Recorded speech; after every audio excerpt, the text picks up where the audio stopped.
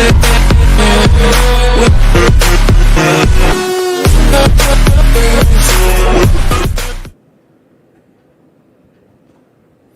welcome back to the channel, and today, not gonna keep you long. Gonna give you my big board.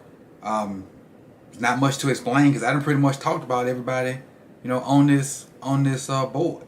So let's dive right into it. See the big board.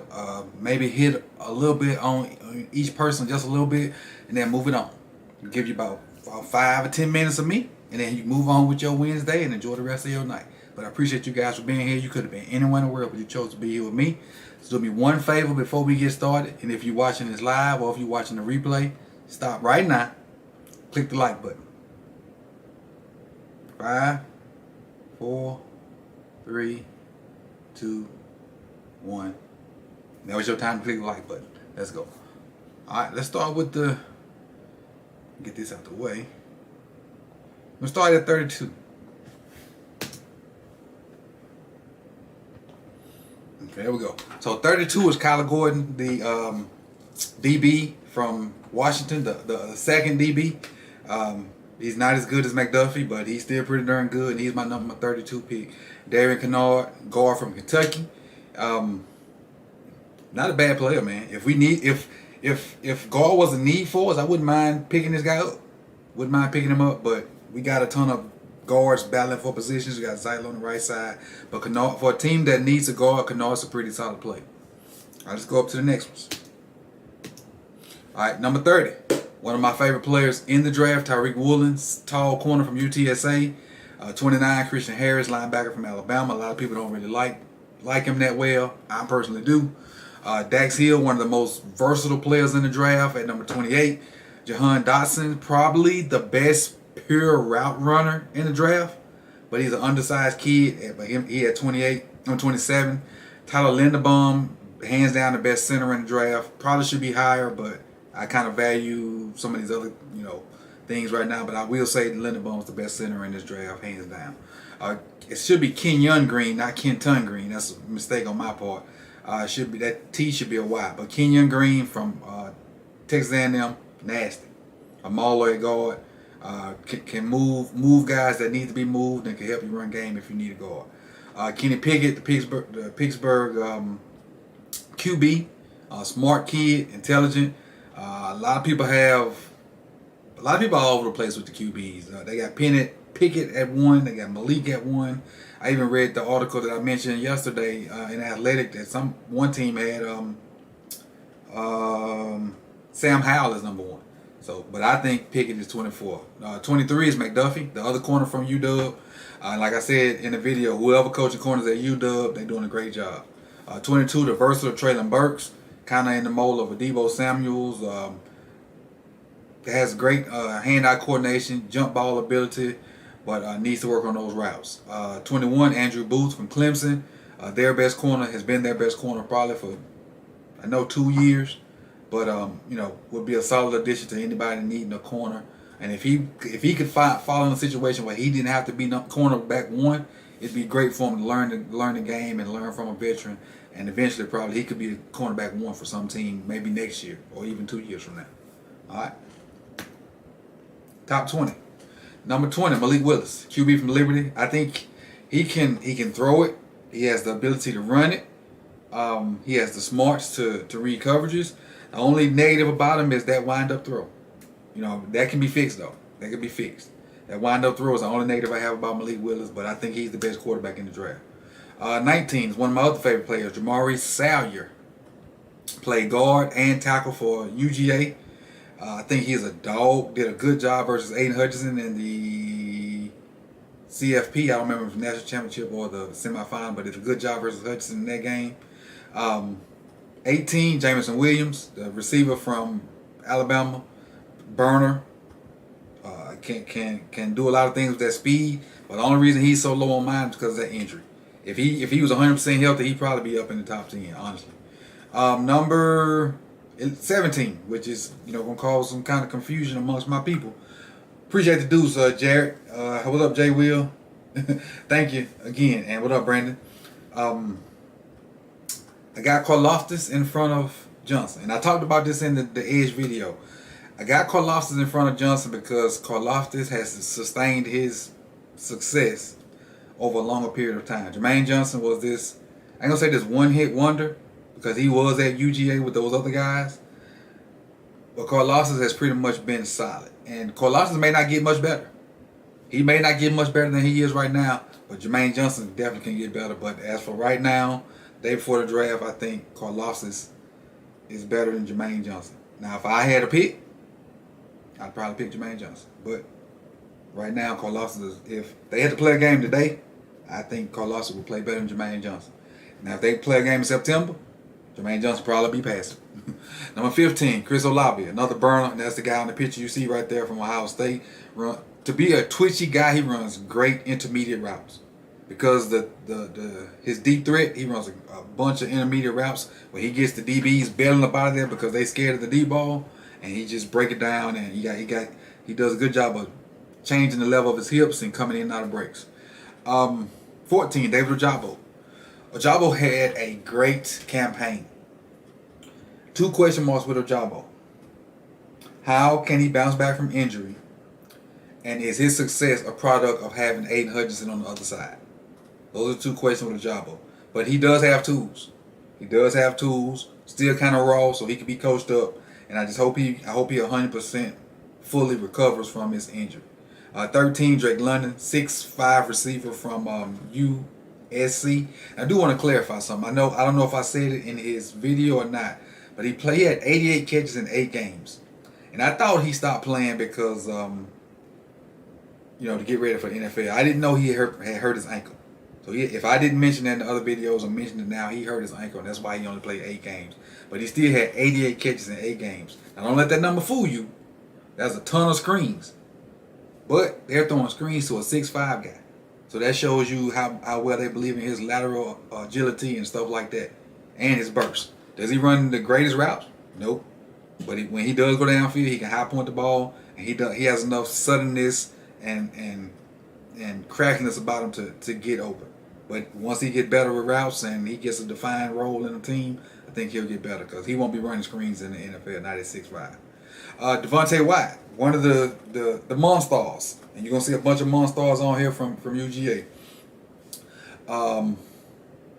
Just a freak, man.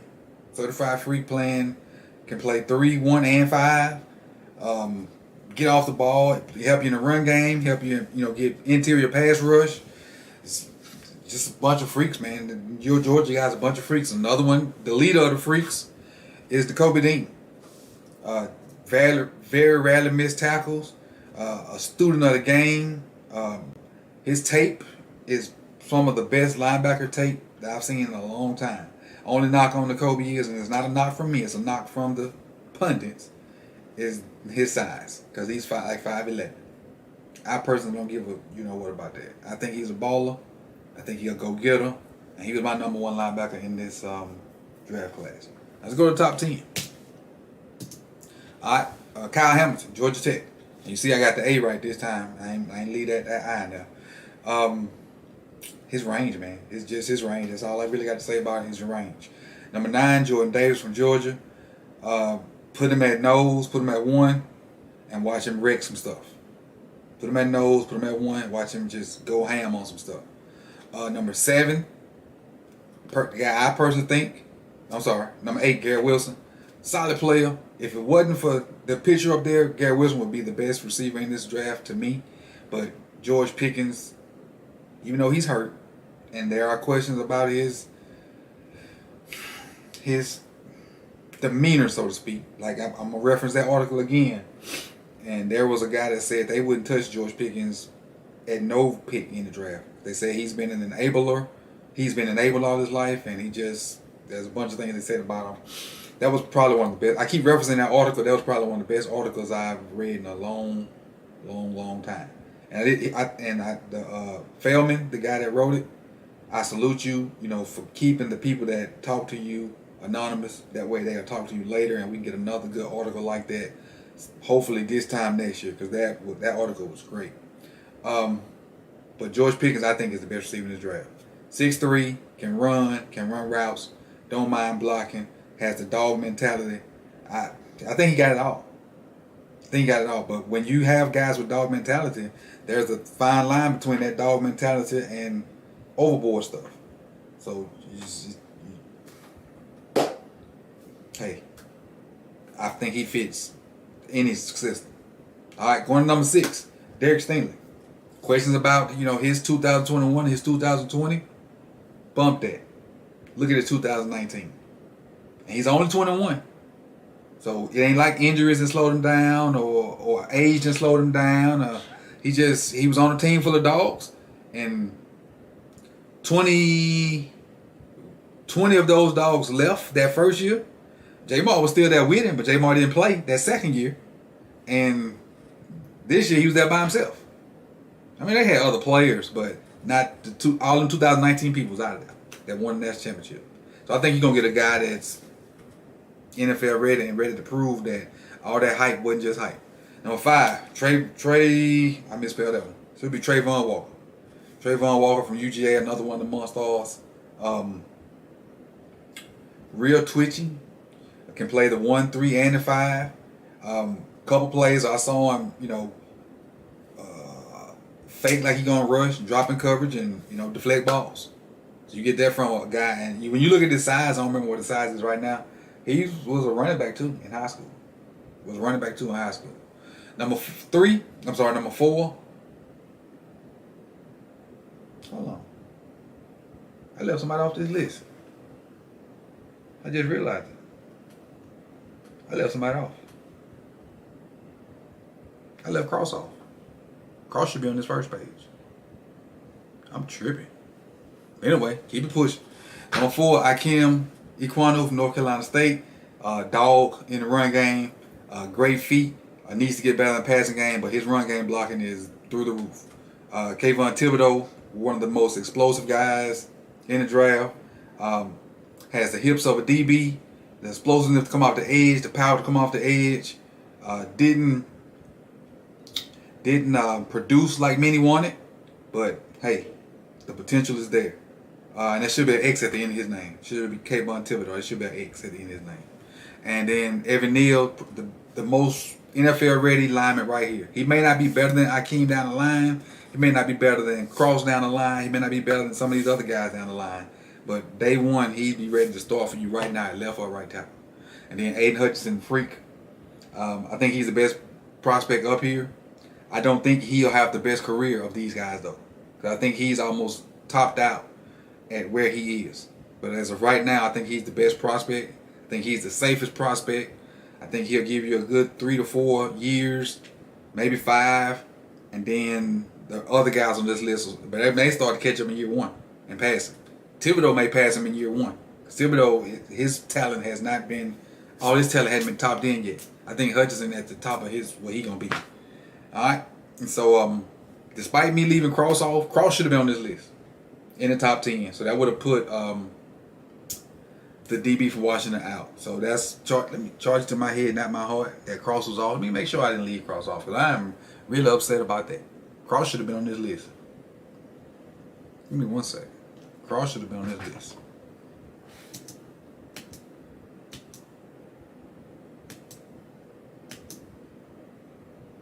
I left him off. I'm tripping.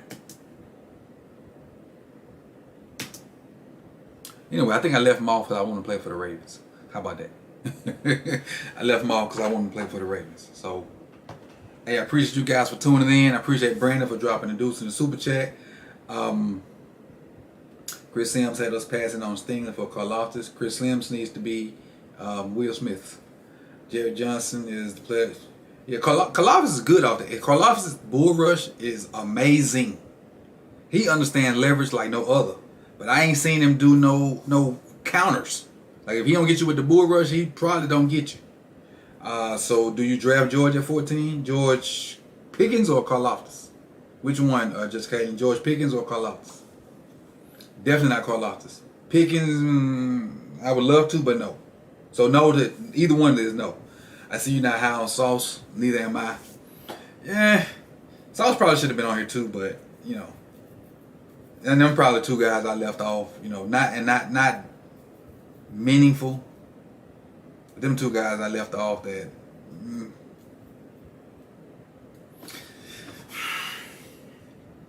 let me talk about Sauce. I love what Sauce did versus Alabama, even though they didn't try him.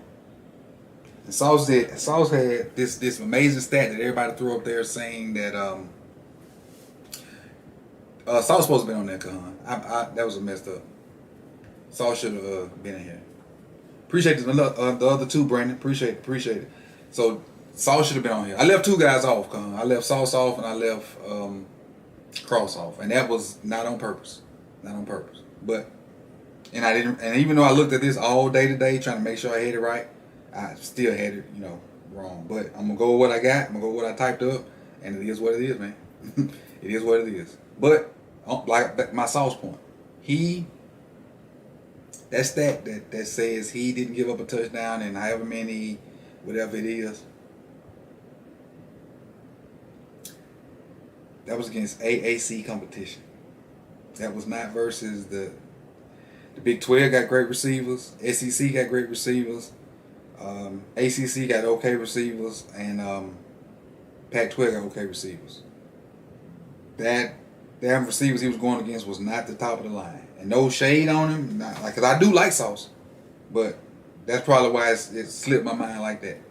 And honestly, when I was doing this thing too, I was reading that article, that same article I mentioned earlier, and they was talking about how Cross was not like NFL ready because of the system, and that may have been like a mental slip of mine. But honestly, those two guys should have been on here, so that would have took the other DB from UW off, which is let's see, what's his name? These two guys would have been off. Kylie Gordon, Darren Kennard would have been off. So, I screwed the pooch on that one, but this is my big boy. I ain't changing it before tomorrow, so and hopefully, it is what it is, man. Appreciate it. About to do the deep cover podcast with those guys, so whenever they come out, make sure you tune in. Again, hit the like button. We need likes around here. My favorite player in this draft is Tyreek Woolen. And I'll be on with Kim McCusick and crew tomorrow night for the draft, so make sure you tune in to that too. I'll put the link out there to that on my Twitter Coach Evans 9. Make sure y'all tune in tomorrow at 9 for the draft on TV and on YouTube with us, so we can talk some ball, man. Hey, with that being said, happy draft eve. Get your rest. Tomorrow, Thursday and Saturday morning, it's gonna be long. And we got 10 picks. I don't know if we're gonna use them all, but the team will change, hopefully, for the better tomorrow. As long as they don't say with the 14th pick Karlaftis or with the 14th pick Penny, I might be okay. But if they say one of those names, I'm going to